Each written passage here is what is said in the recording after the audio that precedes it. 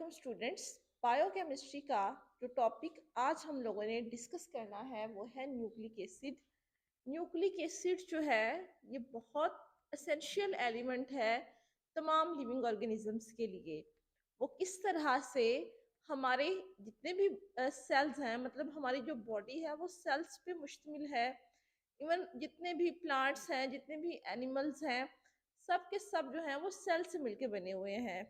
तो सेल के अंदर क्या होता है, न्यूक्लियस। और न्यूक्लियस जो है उसको न्यूक्लिक एसिड कहा जाता है। और न्यूक्लिक एसिड जो है फर्दर टू टाइप्स के होते हैं, आरएनए भी होता है और डीएनए भी होता है। तो हम इसके कुछ इंपॉर्टेंट पॉइंट्स को डिस्कस करते हैं और आपको मैं बताती हूँ कि जो न्यूक्लिक एसिड है उसके कंपोनेंट्स क्या हैं। First of all, larger biological molecule है, मतलब बायोलॉजिकल मॉलिक्यूल है, लिविंग ऑर्गेनिजम्स में पाया जाता है और लार्ज है। Essential for all non life, जितनी भी लाइफ इस प्लेनेट पे एग्जिस्ट करती है, एनिमल्स हैं, प्लांट्स हैं, माइक्रोब्स हैं, ह्यूमन बींग्स हैं, सब के सब जो है वो सेल्स पे मुश्तमिल हैं। तो इट मीन्स कि उन सब के अंदर जो है वो न्यूक्लिक एसिड लाजमी तौर पर मौजूद होगा। न्यूक्लिक एसिड के अंदर क्या होता है, डीएनए होता है। डीएनए को क्या कहा जाता है, डीऑक्सीराइबो न्यूक्लिक एसिड कहा जाता है।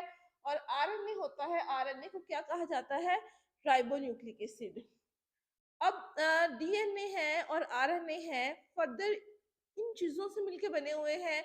उसके कंपोनेंट्स क्या हैं, न्यूक्लियोटाइड कहा जाता है उन तीन चीजों को जिनसे मिलके डीएनए या फिर आरएनए बने हुए होते हैं।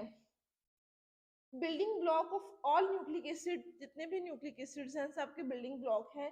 Nucleic acid has three components, nucleic acid के तीन कंपोनेंट्स होते हैं। 5 कार्बन शुगर होता है, फॉस्फेट ग्रुप होता है और नाइट्रोजनियस बेस होता है। 5 कार्बन शुगर जो है ये पेंटोज होती है, ठीक है। और डीएनए की केस में इसे डिऑक्सीराइबोज कहा जाता है और आरएनए की केस में इसे राइबोज कहा जाता है। combination of 5 carbon sugar and nitrogenous base known as nucleoside। अगर 5 कार्बन शुगर और नाइट्रोजनियस बेस इन दो चीजों को मिलाया जाए तो कहा जाता है उसे न्यूक्लियोसाइड। लेकिन अगर हम इसमें फॉस्फेट ग्रुप भी ऐड कर दें देन हम इसे न्यूक्लियोटाइड कहते हैं। when phosphate group added it is known as nucleotide। अगर दो चीजें होंगी तो उसे न्यूक्लियोसाइड कहा जाएगा, लेकिन अगर हम फॉस्फेट ग्रुप भी ऐड कर दें देन उसे न्यूक्लियोटाइड कहा जाएगा। अब इसके कंपोनेंट्स क्या हैं, नाइट्रोजनियस बेसिस है, 5 कार्बन शुगर है और फॉस्फेट ग्रुप है। नाइट्रोजनियस बेसिस क्या होती हैं, प्यूरिन्स होती हैं और पिरिमिडीन्स होती हैं। Purines and pyrimidines are two categories of nitrogenous bases. Purines क्या है, एडिनिन है और गवानिन है, जबकि पिरिमिडीन्स क्या है, साइटोसिन है, थायामिन है और यूरासिल है।